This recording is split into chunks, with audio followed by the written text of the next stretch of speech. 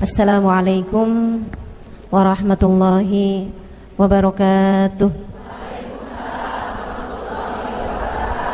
Alhamdulillah, wassalatu wassalamu ala rasulillah Muhammad ibn Abdillah wa ala alihi wa sahbihi wa man wala.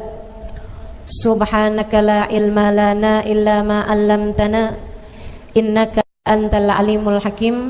Rabbi syrah li sadri wa yassir li amri wahlul 'uqdatan min lisani yafqahu qawli, amma ba'du.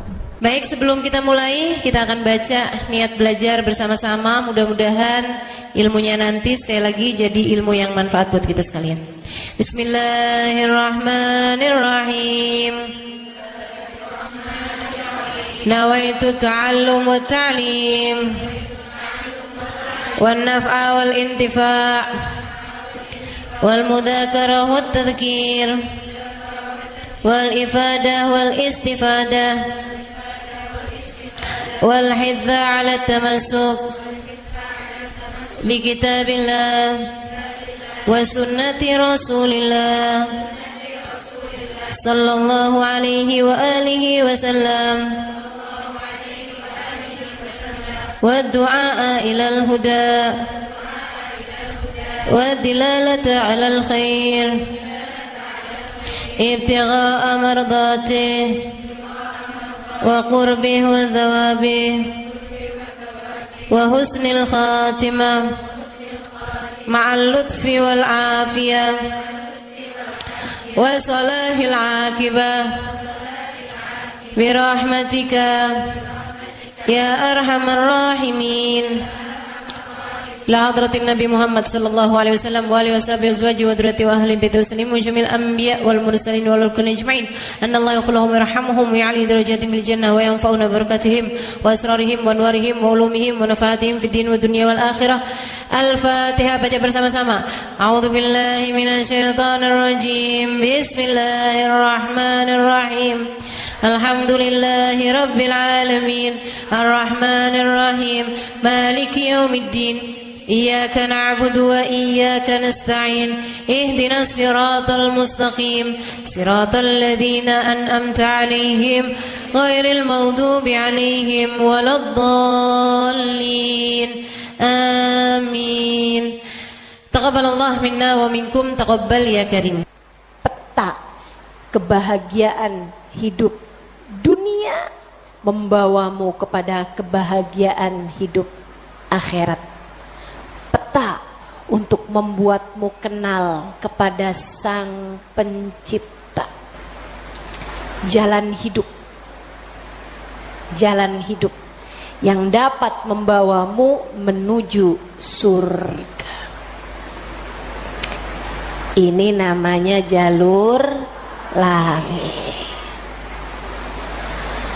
Yang paling rugi yang gak mau ngikutin peta ini. Yang paling sukses yang jalan hidupnya mengikuti peta ini, mengikuti jalur langit ini. Karenanya adik-adik, ibu-ibu, saudariku sekalian yang saya muliakan, izinkan saya di kajian pada siang hari ini menyampaikan padamu tentang bagaimana cara kita menempuh perjalanan menuju Allah Subhanahu wa ta'ala lewat jalur langitnya. Biar gak sumpek hidupmu di dunia, biar matimu husnul khotimah, biar di akhirat nanti dapat masuk surga. Bukankah itu yang kamu mau? Bukankah itu yang kamu inginkan? Adik-adik, bukankah itu adalah cita-citamu? Betul? Bahagia di dunia, mati husnul khotimah, di akhirat masuk surga. Adakah keinginan lebih tinggi daripada itu? Adakah cita-cita lebih mulia daripada itu? Enggak ada. Mesti menempuh jalur langitnya, karena surga adanya di langit. Karena segala kebaikan-kebaikan turun dari alam langitnya Allah Subhanahu wa taala menuju ke alam dunia ini. Saat kamu rasa dadamu sesak di dunia, maka naiklah ke atas dan menengadahlah. Maka dada langit siap untuk merengkuhmu, menjadikan sesakmu tak lagi bernilai apa-apa. Sesakmu jadi lega, sesakmu jadi lega. Ayo nih, buat adik-adik yang kegalauan mulu dengerin saya. Buat ibu-ibu yang pusing mulu, terutama kalau lihat sisa saldo akhir bulan, dengerin saya. Simak baik-baik jalur langit. Gimana sih caranya kita menempuh jalur langit? Pertama, apa aja jalur langit yang bisa kita tempuh? Pertama, sholat. Itu adalah jalur langit yang jangan sampai pernah kamu tinggalkan. Sayyidina Muhammad Al-Bagir berkata kepada putranya Sayyidina Ja'far As-Sadiq, "Ya bunai, ittasil billah." Wahai anakku, senantiasalah terkoneksi dengan Allah, senantiasalah tempuh jalur langit menyampaikanmu kepada Allah Subhanahu wa taala. Seringlah terkoneksi sama Allah. Anaknya bertanya, "Kaifa attasil bih ya walidi?" Bagaimana caraku untuk selalu terkoneksi dengan Allah? Bagaimana caraku berkomunikasi sama Allah? Bagaimana caraku menempuh jalur langit? Ayahandanya berkata, kalau kamu ingin kamu berbicara dengan Allah, sholatlah. Kalau kamu ingin Allah berbicara kepadamu, bacalah Al-Quran. Jadi cara pertama tersambung sama Allah adalah sholat. Jangan tinggal sholat. Jangan tinggal sholat meski siapapun yang mengatakannya. Misalnya ada orang gelarnya apa kek, profesor, doktor, belakang namanya juga ada banyak.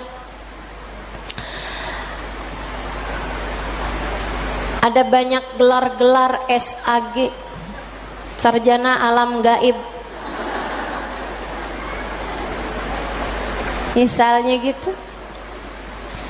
Tapi sebenarnya apa SAG itu ya? Sarjana agama.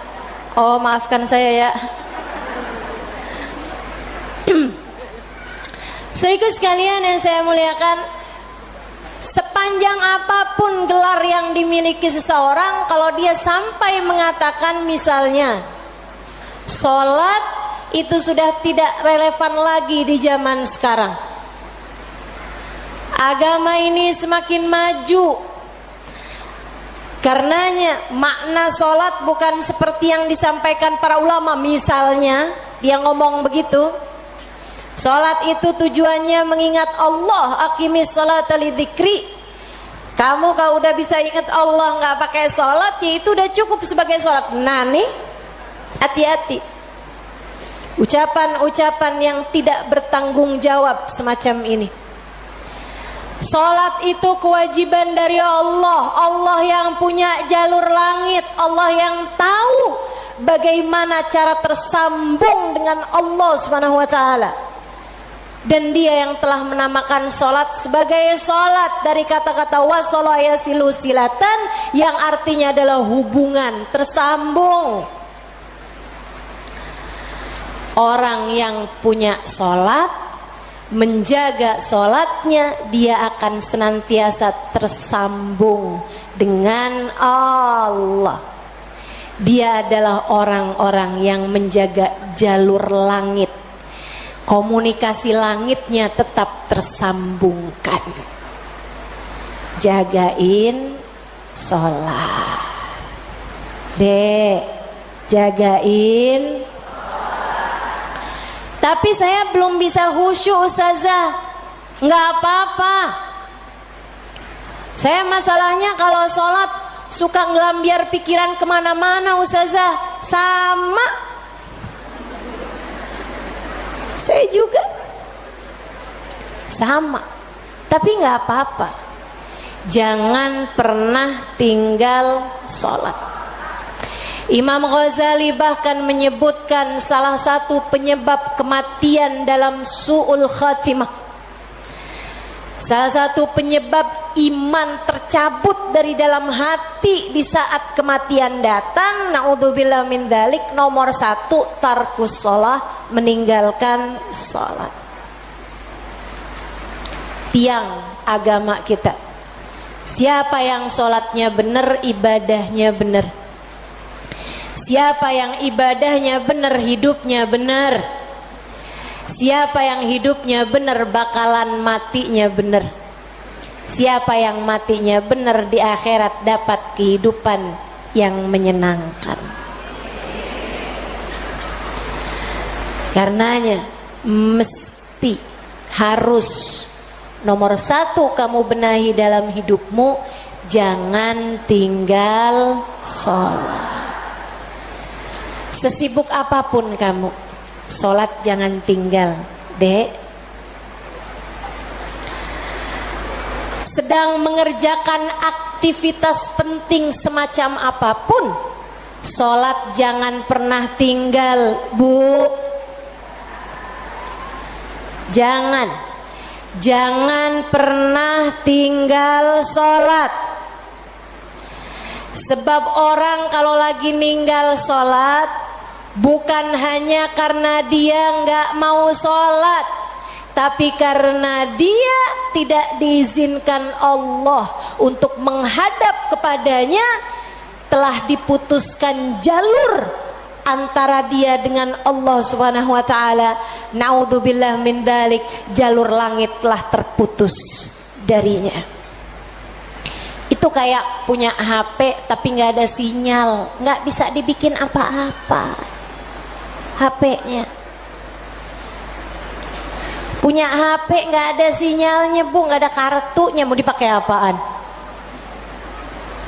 Mau dipakai ngulek sambel? Ya kan enggak gitu.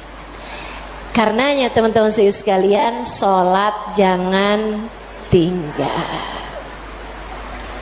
Kamu kalau dibikin sama Allah dalam hidup nggak ngerjain sholat, kamu perlu menangisi hal tersebut. Kenapa gitu?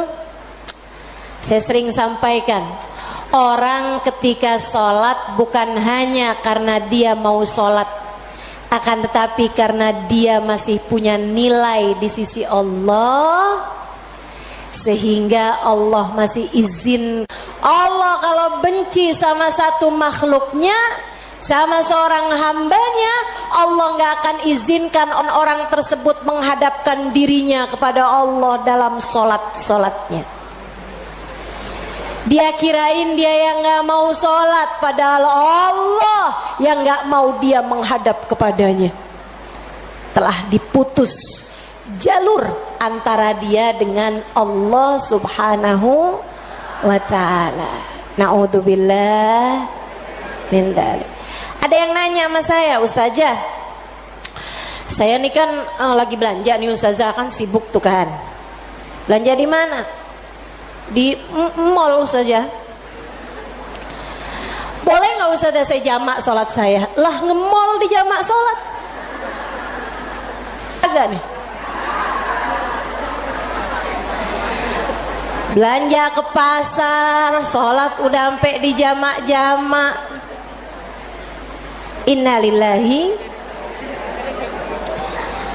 Boleh nggak Ustazah? Nggak boleh lah. Yang boleh jamak sholat itu kalau bepergian, itu pun juga dengan jarak keluar kota 82 km. Tapi kalau kurang dari itu, nggak boleh mengerjakan jamak sholat. Katanya Nabi Muhammad, man jama'as shalah bi ghairi udrin faqad atababan min abwabil kabair.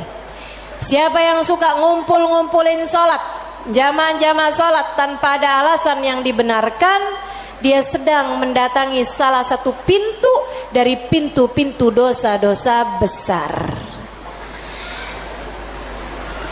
Dia tanya, boleh nggak Ustazah jamaah sholat? Nggak boleh, kecuali karena ada alasan yang dibenarkan. Emang kenapa gitu Ustazah? Kamu kalau kepengen hidup dipentingkan sama Allah, maka kamu harus mementingkan Allah. Sholat adalah gambaran tentang kamu mementingkan Allah, maka insya Allah hidupmu akan dipentingkan oleh Allah. Jalur langit yang pertama adalah sholat. Makanya ada orang yang sholatnya khusyuk-khusyuk, ada orang yang sholatnya panjang-panjang. Tuh guru-guru saya tuh sholatnya panjang-panjang, terutama sholat sunnah. Kalau sholat fardu ringan-ringan aja, karena beliau mengerjakan sholat fardunya berjamaah jadi imam. Nah itu katanya Nabi Muhammad, kalau kamu sholat jadi imam jangan jam. Tapi kalau kamu sholat sendirian, silahkan mau panjang kayak gimana pun silahkan balik. Kalau sholat jadi imam, Bismillahirrahmanirrahim. Jadi imam, Bismillahirrahmanirrahim. Jadi imam. Dalam sholat sendirian, Bismillahirrahmanirrahim. Jalur langit yang indah, jangan pernah jadikan doa hanya sekedar, sebab doa adalah semua yang kamu perlukan. Bu, Kak, Dek, Nak, dengerin saya. Kamu yang sekarang adalah hasil dari doa-doamu di masa lalu. Coba liatin dirimu itu. Kamu yang sekarang adalah hasil dari doa-doamu di masa lalu. Orang-orang besar yang kamu lihat sekarang ini adalah hasil dari doa-doanya di masa-masa lalu. Oh, kamu lihat, orang itu pinter banget ya. Adalah karena di masa dulunya, di masa kecilnya, di masa remajanya, ia selalu mengangkat tangan untuk minta dari Allah Subhanahu wa taala, Rabbi zidni ilman nafi'a. Ya Allah, tambahkanlah untukku ilmu yang bermanfaat. Ya Allah, ajarkanlah kepadaku ilmu-Mu. Ia selalu minta kepada Allah Subhanahu wa taala ilmu, sehingga Allah pun memberi kepadanya ilmu. Siapapun yang kamu kenal, orang-orang hebat-hebat yang ada di sekitarmu, itu adalah hasil dari doa-doanya di masa-masa lalu. Tinggal kamu lihat dirimu itu. Kamu pengen jadi kayak gimana? Tempuhlah jalur langit dengan perbanyaklah berdoa. Dan itu bukan hanya urusan dunia, urusan akhirat lebih jelas lagi. Sampai saya pernah dengar satu cerita, ada dua orang, ibadahnya di dunia sama, ibaratnya nilai rapotnya nih sama persis. Nilai rapotnya sama persis waktu hidup di dunia. Dua-duanya sama-sama soleh, dua-duanya. Akan tapi yang satu dimasukkan ke dalam surga, kan ke surga Firdausul A'la yang paling tinggi. Yang dinaikkan di surga yang bawahnya, dia protes, ya Rob, dia nilainya sama loh sama saya. Kenapa kok dia dikasih surga yang paling atas sementara saya di surga yang bawahnya? Walaupun surga tuh biar kata di emperan enak, Tapi ya masa kamu mau minta surga yang emperan? Saudara sekalian, hadir majelis aja di emperan gak enak, apalagi di surga. Dia tanya sama Allah, ya Allah, kenapa kami berdua nilainya sama, tapi dia dinaikkan di surga Firdaus yang paling tinggi sementara saya. Itu sebabnya Nabi Muhammad mengatakan, idza sa'altumul jannah fas'alu al-firdausal a'la. Kalau kalian lagi minta surga, jangan tanggung-tanggung, mintalah surga Firdaus yang paling tinggi. Gitu. Doa deh, doa, jangan ditinggal. Doa, doa, perlu banget. Kamu harus sering-sering doa. Ustadzah, doa yang paling bagus apa? Lah doa itu urusan minta kok. Maka mintalah sesuai dengan apa yang kamu mau. Saya punya cerita indah yang diceritakan oleh salah satu guru saya beberapa bulan yang lalu ketika kedatangan beliau ke Indonesia. Namanya Hubabah Syarifah binti Habib Muhammad bin Abdul Haddar. Beliau datang dari Seoul, Hadramaut, Yaman. Saya menjadi penterjemah beliau kala itu, jadi saya ingat betul kisahnya. Salah satu dari kisah yang beliau ceritakan, kata beliau, ada seorang ibu-ibu datang kepada ayahanda saya. Ayahandanya seorang ulama terkemuka, namanya Habib Muhammad bin Abdullah Al-Haddar, guru dari guru saya, guru dari guru-guru saya, sekaligus ayah dari guru-guru saya. Ayahandanya Hubabah Syarifah, ayahandanya Hubabah Nur, ayahanda Hubabah Maryam. Habib Muhammad bin Abdullah Al-Haddar, pemilik Ribat Baydha di kota Baydha, Yaman sana itu. Sehingga sekalian, beliau seorang pendakwah, seorang yang mustajabud dakwah, yang doanya mustajab. Satu waktu ada seorang ibu datang dalam keadaan menangis terisak-isak kepada ayahandanya di saat Hubabah Syarifah sedang ada di sisi ayahandanya. Ibu tersebut bilang, Habib, tolong doakan anak saya, Bib. Anak saya bandel sekali, Bib. Saya susah banget. Ajakin dia sholat susah, ajakin dia kerjain kebaikan susah. Anaknya bandel, nggak mau denger apa kata saya. Tolong saya, Bib, doakan anak saya, apa yang harus saya lakukan. Beliau kemudian berkata, Bu, ibu kepengen anak ibu jadi anak yang soleh. Iya, Bib, pengen banget, banget, Bib. Ibu, doa seorang ibu untuk anaknya setara doa Nabi bagi umatnya. Maka doamu untuk anakmu lebih mustajab daripada doa siapapun untuk anakmu. Saya bisa bantu kamu buat doa, mintakan kepada Allah Subhanahu wa taala, akan tetapi doamu tentu lebih mustajab daripada doa saya untuk anakmu. Ibu dengerin, Bu. Jadi gimana saya, Bib? Ibu bangun di waktu malam, ibu tahajud beberapa rakaat, kemudian seperti kamu menangis di hadapan saya untuk minta anakmu didoakan oleh saya, menangis pulalah di hadapan Allah. Sampaikan kepada Allah apa yang kamu sampaikan kepadaku, atau apa yang ingin agar saya sampaikan kepada Allah tentang anakmu, sampaikan pula itu kepada Allah Subhanahu wa taala. Baik, Bib, pulang dikerjain. Nah, itu perempuan kalau solehah gitu tuh, kalau dengar kebaikan, sami'na, saya dengar, kemudian saya patuh. patuhi. Ini yang dengar di sini juga insya Allah seperti itu. Apa yang didapat pada hari ini semoga dapat diamalkan. Yang pertama tadi jangan tinggal. Yang kedua tadi barusan ini perbanyak jalur langit. Dia pun mengerjakannya, bangun di waktu malam nangis, ya Allah tolong liatin anak saya, kesianin anak saya ya Allah, solehkan dia ya Allah.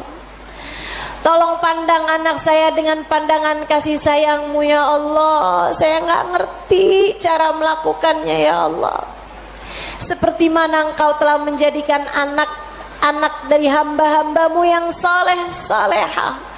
Kau jaga mereka, jaga pula lah anakku ya Allah. Jauhkan dari segala dosa-dosa, jauhkan dari segala kejahatan-kejahatan. Tolong jaga anak saya ya Allah. Terus didoain anaknya, didoain anaknya, doain anaknya. Malam demi malam, malam demi malam. Dan Bu, Kak, Dek, Nak, doa itu bukan instan. Doa itu tidak seperti kamu nyeplok telur sekarang mateng sekarang, enggak gitu. Enggak gitu. Doa itu Allah mau lihat kesungguhan hatimu dalam meminta. Perlu waktu yang sering kali tidak sebentar. Sebab Allah mau melihat kesungguh-sungguhanmu. Karenanya kalau doamu belum diijabah, jangan menyerah. Dek, kalau doamu belum diijabah, jangan nyerah. Kamu masih sangat mungkin untuk diijabah doamu selagi kamu tidak berhenti berdoa. Ingat-ingat ucapan saya. Kamu masih sangat mungkin untuk diijabah doamu itu selagi kamu tidak berhenti berdoa. Doa terus. Kata Hubabah Syarifah, setahun, 2 tahun, 3 tahun, 4 tahun, 5 tahun, 6 tahun. Kemudian anak yang dulu pernah membuat ibunya menangis karena kenakalan anak tersebut, karena ketidaksolehan anak tersebut, sekarang telah menjadi seorang anak yang dapat membuat ibunya tersenyum bangga. Di usia-usia hampir 20-an tahun, anak tersebut menjadi anak paling soleh di kampungnya. Hafal Al-Quran 30 juz dengan 7 bacaannya, qiraatus sab'ah. Anak yang jauh dari kenakalan-kenakalan remaja, anak yang dekat dengan para ulama, anak yang mengetahui banyak ilmu agama, anak yang menjadi sangat soleh, idaman semua para orang-orang tua. Jangan nyerah, jangan nyerah. Jika kehidupan membuatmu tersungkur, itu adalah waktumu untuk membenamkan dirimu dalam sujud-sujud panjang kepasrahan. Kemudian kamu langitkan doa hingga Allah mengijabah doa-doamu itu. Saya ulangi. Jika badai kehidupan membuatmu jatuh tersungkur, itu adalah saat yang untukmu membenamkan wajahmu dalam sujud-sujud kepasrahan. Kemudian kamu langitkan doa-doamu, berbisik di bumi, namun suaramu didengar hingga ke arsy. Saat itulah Allah akan mengijabah doamu itu. Jangan pernah berhenti berdoa. Jangan remehkan doa. Jangan remehkan doa. Saya, Dek, pernah muda juga kayak kamu. Ya masa lahir langsung gede gini. Sewaktu saya remaja, masuk umur 12 tahun, 13 tahun. Sebelum balik bahkan saya udah berada di pondok pesantren. Jadi saya itu nggak pernah ngalamin masa belum berjilbab sebelum balik. Maksudnya ketika balik tuh saya udah mulain berjilbab. Alhamdulillah, nikmat dari Allah Subhanahu wa taala. Adik-adik saudaraku sekalian, saat saya kecil, saya ada di pondok-pondok pesantren, saya mulai kenal ustadz-ustadz, ustadzah-ustadzah, ulama-ulama yang membuat saya jatuh cinta dengan ilmu agama. Alhamdulillah, Allah kasih rasa dalam diri saya keinginan untuk selalu belajar. Saya punya keingintahuan yang banyak terhadap urusan ilmu. Jadinya saya seneng banget belajar. Nah di waktu kecil itu tadi, umur 12-an tahun sebagai santri, kan selain dari belajar ada kewajiban lain tuh. Nyuci baju, apalagi kalau dapat piket, bersihin kamar mandi, nyapu kamar, ngepel kamar. Itu saya sangat tersiksa sekali. Sebab saya ini adalah pemalas. Jadinya karena saya pemalas urusan bebersih dan saya mendadak rajin ketika urusannya sama belajar, saya seneng belajar, saya seneng tahu, saya suka mikir. Saya tuh kalau lagi baca kitab gitu seneng banget. Saya kalau lagi belajar gitu seneng banget. Apalagi kalau ustadzahnya yang nyampein ilmu dengan cara-cara yang sangat saya sukai gitu. Ngasih tahu hal-hal yang nggak ada di dalam kitab gitu. Saya bisa melongo dengerin, seneng banget. Jadinya di masa-masa kecil itu kalau saya lagi dengerin kajian, kalau saya lagi baca kitab, saya suka doa, ya Allah, jangan pernah pisahkan saya dari ilmu. Ya Allah, jangan pernah jauhkan saya dari kitab-kitab pengetahuan yang mendekatkan saya padamu. Umur 12 tahun, 13 tahun, doa saya semacam itu. Ayo nih adik-adik yang umur 16 tahun, ya Allah kenapa kok saya nggak pernah ada yang nembak ya?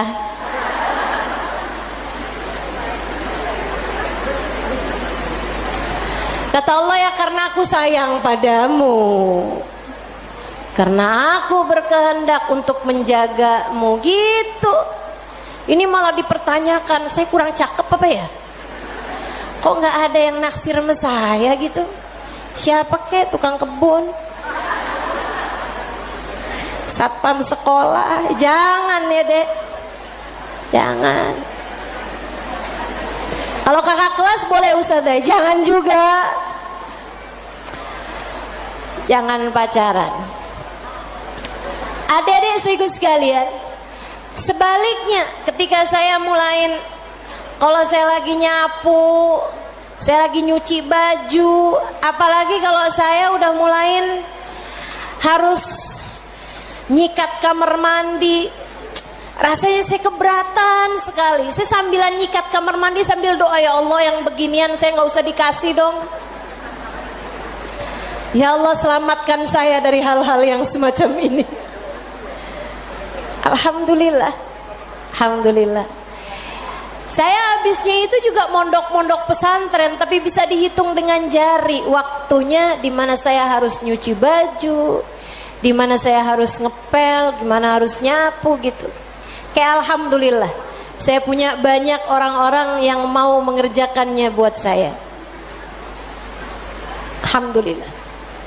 Allah bakal kasih.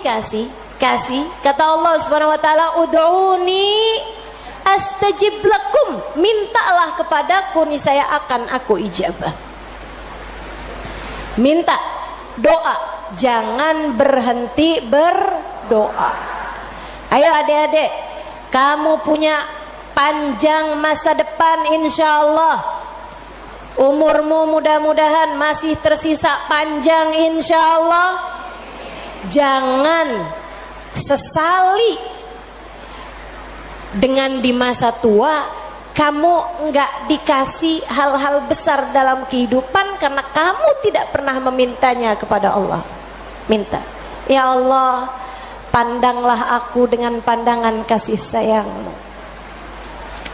Ya Allah, seperti mana Engkau menjaga hamba-hamba-Mu yang soleh-solehah, tolong jaga saya juga ya Allah. Dek, minta sama Allah. Saya serius berkata padamu, dengarkan saya. Saya menyampaikan nasihat sebagai orang tua kepadamu, Dek, kepadamu nak. Minta sama Allah, yang dekat sama Allah. Karena kalau kamu merasa kok saya punya orang tua nggak terlalu sayang ya sama saya, kamu tahu nggak? Kenapa dalam hidup kamu seringkali merasa bahwa orang tuamu nggak cukup sayang sama kamu, guru-gurumu sepertinya nggak sayang sama kamu. Saya kasih tahu, saat Allah membuat hatimu patah dari berharap kepada manusia, itu adalah cara Allah untuk mengenalkan kasih sayangnya yang tak terbatas padamu. Dekatilah Allah. Orang lain mungkin merasa bosan denganmu, tapi Allah tidak. Allah tidak. Allah tidak akan bosan denganmu kecuali jika kamu yang bosan dengannya. Allah tak akan meninggalkanmu kecuali jika kamu yang meninggalkan Allah. Maka atas nama cinta saya sampaikan padamu, Dek, dengerin saya. Bu, dengerin saya.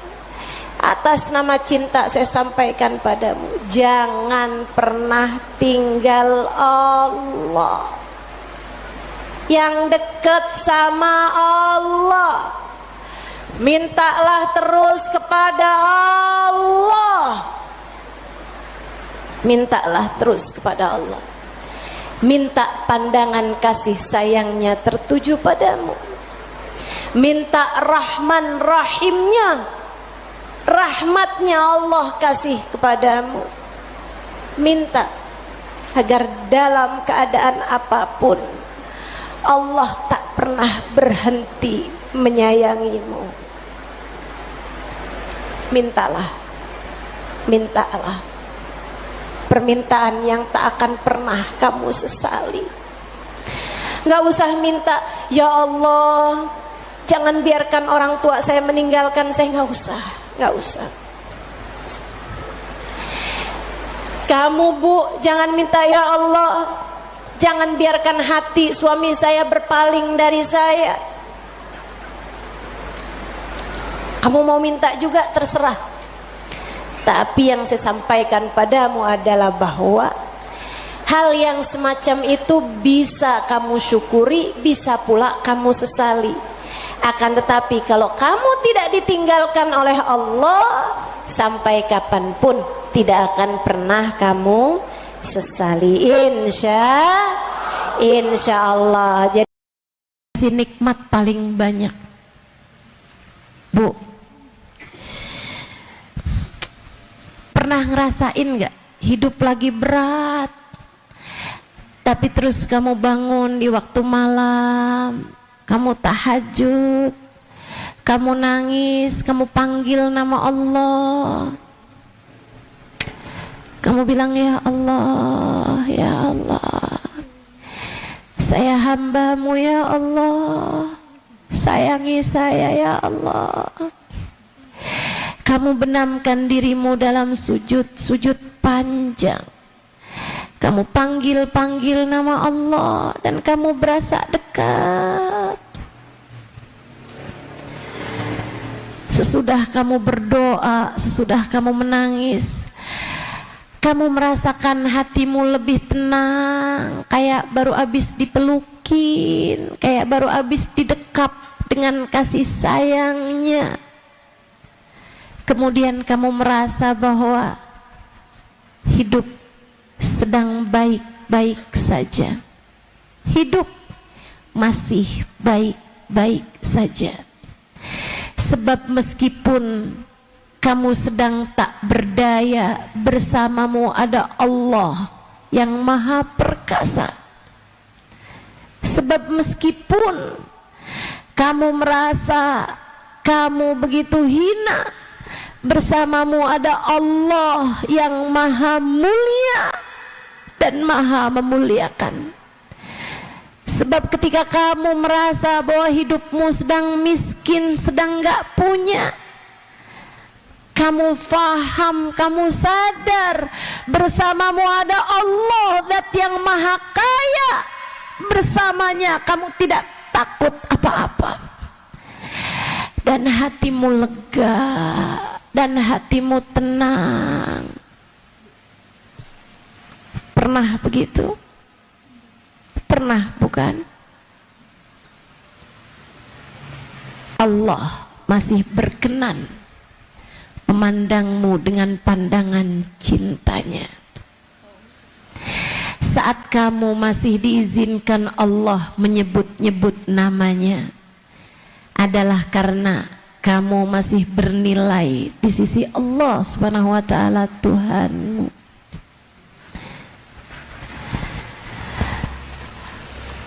Kamu pernah nggak sebel sama orang sampai nggak mau lihat mukanya? Pernah? Allah tuh persis kayak gitu. Allah persis kayak gitu. Allah kalau sebel sama seseorang, Allah nggak izinkan orang tersebut menghadap kepada Allah Ta'ala.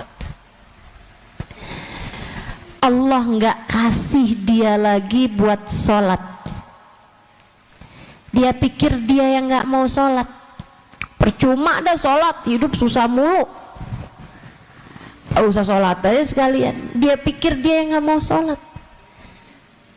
Padahal Allah yang nggak mau dia menghadap kepadanya. Kenapa?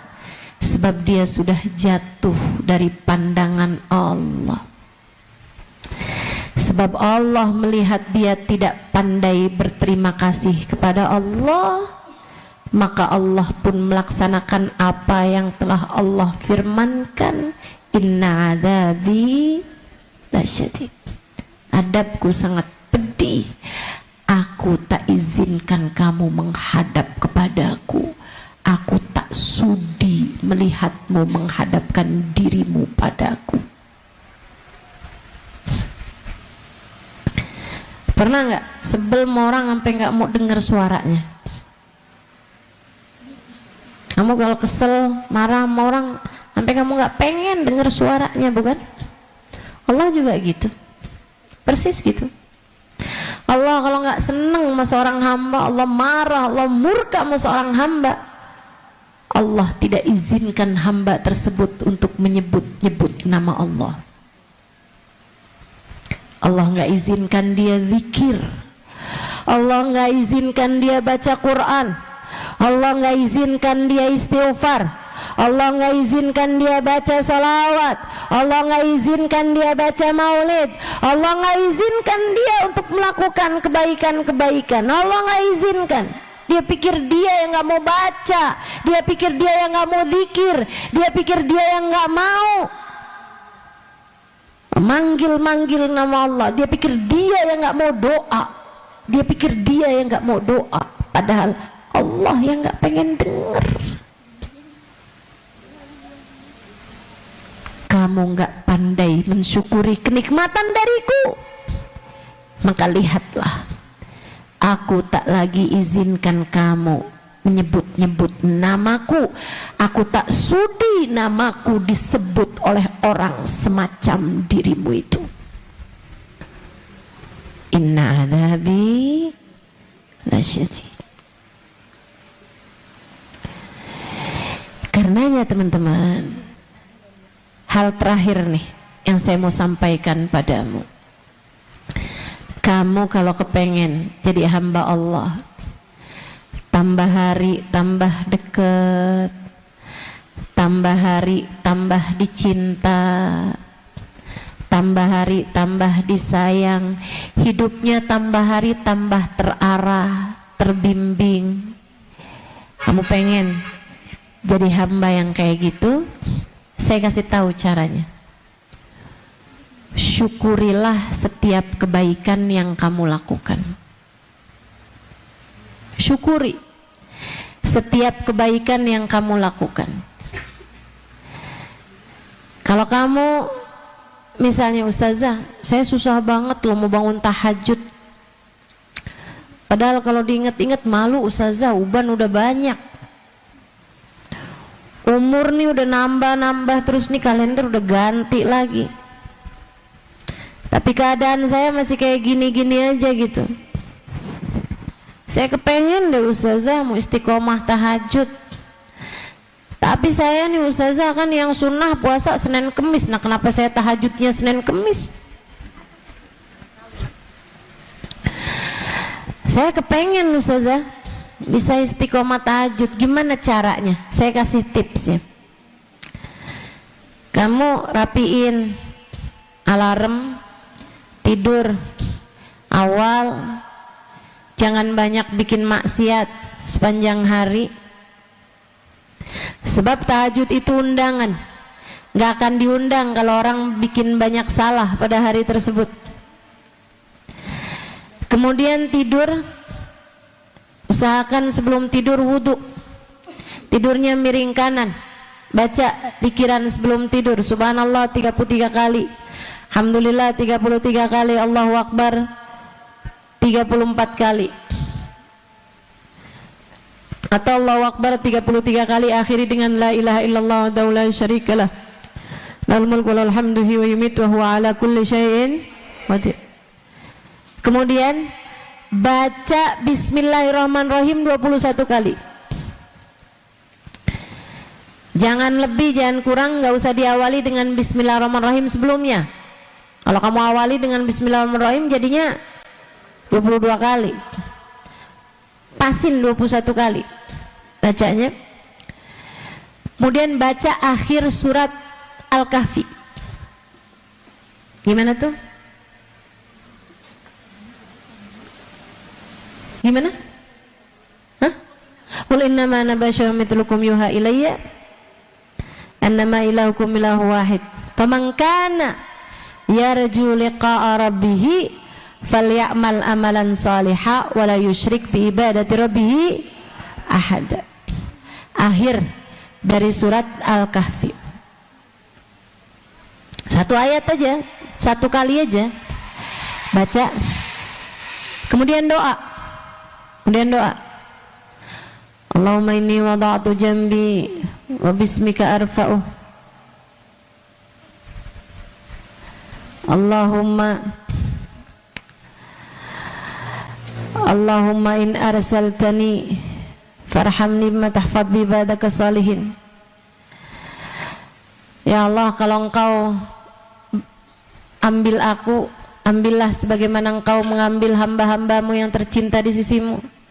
Kalau engkau mau hidupkan aku kembali, ya Allah, jaga aku sebagaimana engkau telah menjaga hamba-hamba tercinta di sisimu. Allahumma aiqidni fi ahabbis saati ilaik wasta'milni bi ahabbil a'mali ladaik hatta tuqarribuni ilaika zulfa wa tub'iduni an sakhatika bu'da. Panjangan ya. Bismika Allahumma ahya wa bismika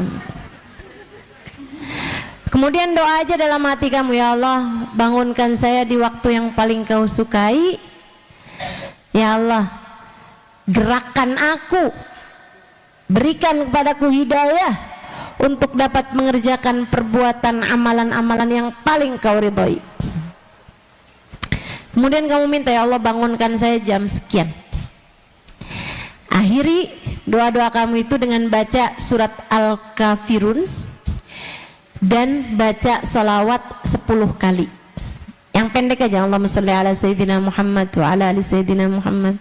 Allahumma salli ala sayyidina Muhammad wa ala ali sayyidina Muhammad. Tidur miring kanan. nanti insya Allah besar kemungkinan Allah akan bangunkan kamu. Tahajud, wudu, kemudian kamu bangun tahajud, sholat 2 rakaat, 4 rakaat, 6 rakaat, atau sholat witir 5 rakaat, 7 rakaat. Habis selesai kamu doa sama Allah. Habis itu, ini penting, kamu sujud syukur. Gimana caranya sujud syukur Ustazah? Kamu duduk, takbiratul ihram, niat saat takbiratul ihram, nawaitu sajdatan lisyukri, Allahu Akbar, saya niat sujud syukur lillahi ta'ala, Allahu Akbar. Kemudian langsung sujud, nggak usah baca iftitah, nggak usah baca apa.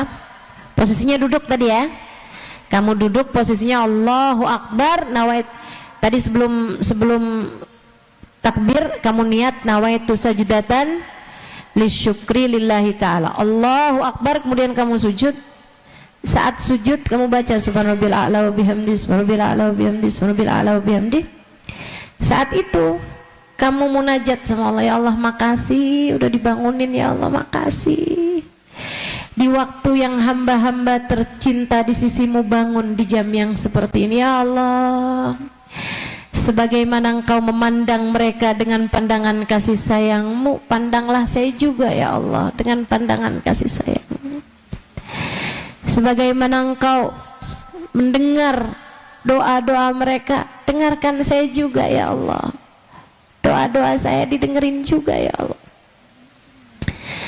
Sebagaimana engkau mencintai mereka yang bangun di jam yang seperti ini dan mengerjakan sholat, saya juga ikut bangun dan ikut sholat juga ya Allah. Maka cintai saya ya Allah, lindungi saya ya Allah, muliakan saya ya Allah, sebagaimana engkau memuliakan mereka itu ya Allah.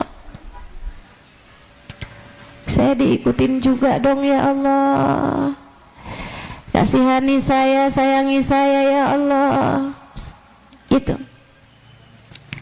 saat sujudmu kamu syukuri, makasih ya Allah udah dibangunin, makasih ya Allah udah ditakdirin sholat malam ini, makasih ya Allah udah diizinin doa, makasih ya Allah, makasih ya Allah, makasih ya Allah. Gitu. Habis itu kamu duduk, nggak usah baca tahiyat, nggak usah apa-apa, langsung salam. Itu caranya sujud syukur. Ada 5 rukunnya: niat, takbiratul ihram, sujud, tumakninah dalam sujud, kemudian salam. Saudaraku sekalian yang saya muliakan, lakukan hal yang semacam itu besok harinya, lakukan lagi besok harinya, lakukan lagi besok harinya, seminggu gitu. Habis itu udah tuh, insya Allah, la in syakartum lazid.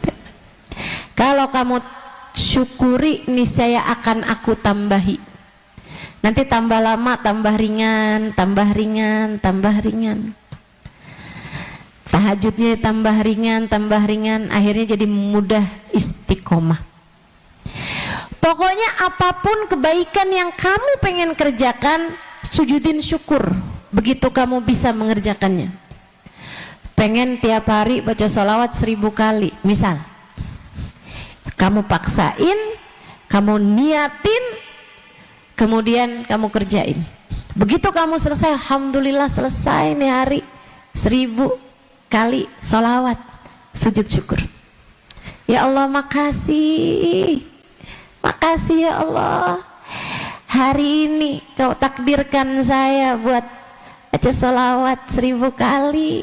Ya Allah makasih, terimalah ia di sisimu ya Allah, jadi hadiah buat Nabi Muhammad ya Allah. Ya Allah, kenalkan Nabi Muhammad kepada saya ya Allah, kenalkan saya kepada Nabi Muhammad ya Allah. Makasih Engkau telah pilih saya sebagai umatnya, makasih ya Allah, makasih ya Allah. Dalam sujud syukur. Besoknya lagi kamu bisa kerjain sujud syukur lagi, seminggu gitu. Habis itu liatin, kamu lebih ringan mengerjakannya. Termasuk juga Ustazah, saya tuh kalau urusan ibadah mah alhamdulillah dah ustazah. Saya tuh ustazah ya Allah paling susah buat nggak marah sama anak, nggak marah sama suami. Kayak ada apanya di hati saya nih ustazah, kayak ada kompornya. Begitu lihat sesuatu tuh yang nggak enak, saya jadi langsung ngamuk, marah ustazah. Abis itu padahal saya nyesel loh ustazah, nyesel saya abis itu. Liatin anak pas lagi tidur, ya Allah nyesel saya ustazah. Ngapain tuh saya pukulin tadi siang? Ngapain saya jewer tadi siang? Ini anak ya Allah, padahal kan dia nggak punya ibu lain selain saya. Kalau bukan saya yang nyayangin, siapa lagi? Betul? Suka nyesel nggak kalau habis mukulin anak? Saya kasih tipsnya. La in syakartum lazidannakum. Kamu mantepin hati, nggak mau marah, kemudian kamu minta sama Allah, ya Allah kasih kemampuan saya ya Allah biar nggak marah ya Allah, biar nggak marah ya Allah, biar nggak marah. Nanti kalau kamu ketemu sesuatu hal yang bisa bikin kamu marah, cepetan pergi wudhu, tinggalin anak kamu atau suami kamu yang lagi ngerjain sesuatu yang bisa bikin kamu marah tuh, kamu cepetan pergi kamar mandi, ngerjain apa yang katanya Nabi Muhammad, innal ghadab minasyaitan syaitanu minan nar ulitfun nar ilal ma' fa idza ghadiba ahadukum falyatawadda. Marah itu dari setan, setan itu dari api. Maka kalau seseorang di antara kalian lagi emosi, cepetan pergi wudhu, sebab api hanya bisa dikalahkan sama air. Buruan wudhu. Kalau wudhu nggak cukup, mandi aja dulu. Beneran, para ulama bilang begitu. Bahkan para ulama bilang kalau mandi juga nggak cukup, berendam di bak. Biar kamu lebih adem. Kalau hari itu kamu berhasil nggak marah, sujud syukur. Kamu bilang, makasih ya Allah hari ini, makasih ya Allah. Hari ini saya sebenarnya emosi, tapi alhamdulillah makasih ya Allah, makasih ya Allah. Saya nggak marah, saya nggak ngomong sesuatu yang menyakiti hati dia ya Allah. Makasih ya Allah, makasih. Makasih bimbinganmu, makasih hidayahmu ya Allah, makasih. Kerjain kayak gitu. Nanti itu tambah lebih sabar, liatin. Sebab la in syakartum lazidannakum. Orang itu makanya saya liatin tuh, kenapa orang kaya tambah kaya? Karena mereka mensyukuri nikmatnya kekayaan sehingga Allah tambahin terus. Maka kenapa orang pinter tambah pinter? Karena mereka mensyukuri nikmatnya ilmu sehingga akhirnya Allah tambahin. Maka kenapa, mohon maaf, orang miskin semakin miskin? Karena mereka itu kayak bukan mensyukuri kemiskinan ya, tapi mereka berkeluh kesah mulu kerjaannya, nggak pinter bersyukur. Ketika diberi yang ada kayak ngerasa kurang terus, kok segini doang sih, tuh orang nggak pernah sujud aja tuh kaya, kenapa nih saya perlu sujud nih, tapi Allah tuh nggak ngasih sama saya, kan keluh kesah mulu tuh, nyalahin Allah mulu, akhirnya tambah dikurangin gitu. Makanya orang miskin tambah miskin, orang akhlaknya jelek tambah jelek akhlaknya, karena mereka tuh selalu berkeluh kesah. Padahal konsepnya dikeluh kesahin jadi tambah kurangnya, disyukurin jadi tambah kenikmatannya. Begitu. Ustazah, kok ada ya orang tambah hari itu tambah dicinta sama suaminya? Itu dia, karena dia pandai mensyukuri hingga akhirnya Allah tambahi. Anaknya tambah lama tambah hidayah, tambah baik-baik aja gitu. Itu keluarga Masya Allah banget ya. Anaknya hatinya tambah lembut-lembut gitu. Kenapa begitu? Sebab dia pandai mensyukurinya. Kalau disyukuri, dihargai, bakal ditambahi. Tergantung tuh, kamu pengennya ditambahin urusan yang kayak apanya. Kalau fokus kamu mensyukuri, menghargai kekurangan-kekurangan tuh, kamu kayak ceritain kemana-mana, keluh kesah mulu, akhirnya ditambahin terus tuh kekurangannya. Tapi kalau yang kamu syukuri adalah kenikmatannya, insya Allah bakal ditambahin juga. Kita doakan nih dokter kita, mudah-mudahan Allah tambahin kenikmatannya.